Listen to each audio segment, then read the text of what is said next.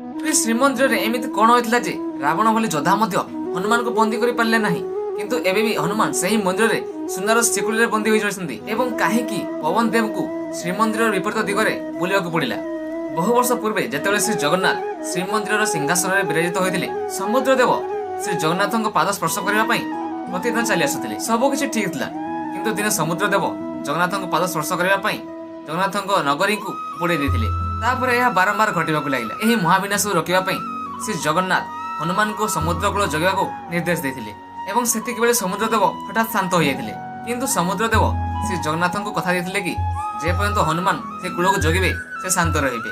ଏବଂ ହନୁମାନ କହିଲେ କି ଠିକ ଅଛି, ଅପେକ୍ଷା କରନ୍ତୁ। ଏବଂ ଏହି କଥାଟି ଜଗନ୍ନାଥ ହନୁମାନଙ୍କୁ କହିବାକୁ ଭୁଲି ଯାଇଥିଲେ।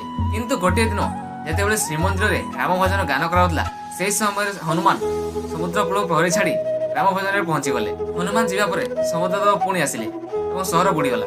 ତାପରେ ଶ୍ରୀ ଜଗନ୍ନାଥ ଏମିତି ଗଲେ ଯାହାକି କଳ୍ପନାରେ ମଧ୍ୟ ଭାବି ନଥିବେ। ପ୍ରଭୁ ନିଜେ ସମୁଦ୍ର କୂଳକୁ ଗଲେ, କିନ୍ତୁ ସମୁଦ୍ର ଦେବ ତଥାପି ମଧ୍ୟ ଶାନ୍ତ ରହିଲେ ନାହିଁ। ତାଙ୍କର ପ୍ରବାହରେ ସମଗ୍ର ଶ୍ରୀମନ୍ଦିରରେ ଜଳର ପ୍ରତିଧ୍ୱନି ଶୁଣାଯାଉଥିଲା ଏବଂ ଏହି କାରଣ ଯୋଗୁଁ ଶ୍ରୀ ଜଗନ୍ନାଥ ଠିକ ଭାବରେ ଶୋଇପାରୁନଥିଲେ। ତାପରେ ହନୁମାନ ସମୁଦ୍ର ଦେବକୁ କହିଲେ କି ଏ ସମୁଦ୍ର ଦେବ, ଆପଣଙ୍କର ସ୍ୱର ଟିକେ କମ କରନ୍ତୁ, ମୋ ଭଗବାନ ଶୋଇପାରୁନାହାନ୍ତି। ସମୁଦ୍ରଦେବ କହିଲେ ଏହା ମୋର ଦୋଷ ନୁହେଁ, ଏସବୁ ହଉଛି ପବନ ଦେବଙ୍କ ଖେଳ। ତାପରେ ହନୁମାନ ତାଙ୍କ ପିତାଶ୍ରୀ ପବନ ଦେବକୁ କହିଲେ କି ପିତାଶ୍ରୀ ଆପଣ ଶ୍ରୀମନ୍ଦିରକୁ ଆସନ୍ତୁ ନାହିଁ, ଆପଣଙ୍କୁ ଆସିବା ଦ୍ୱାରା ବହୁତ ଶବ୍ଦ ସୃଷ୍ଟି ହଉଛି।